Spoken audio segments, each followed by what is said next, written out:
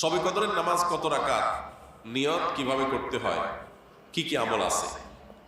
শবে কদর বছরের সবচেয়ে শ্রেষ্ঠ রাত। এ রাতের ইবাদত খায়রুম মিন আলফি শাহর, হাজার মাসে ইবাদতের চাইতে উত্তম।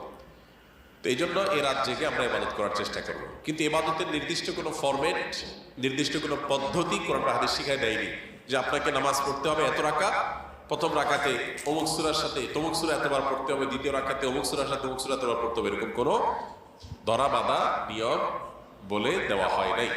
অতএব শবে কদরের নামাজ বলতে আলাদা কোনো ফরম্যাটের নামাজ নাই। আপনি দুই রাকাত করে নামাজ পড়বেন, ধীরে ধীরে সুন্দর করে যে কোনো সূরা দিয়ে পড়তে পারেন, যে কোনো সূরা যে কোনো সংখ্যকবার পড়তে পারেন, নির্দিষ্ট কোনো ফরম্যাট ঠিক করা নেই।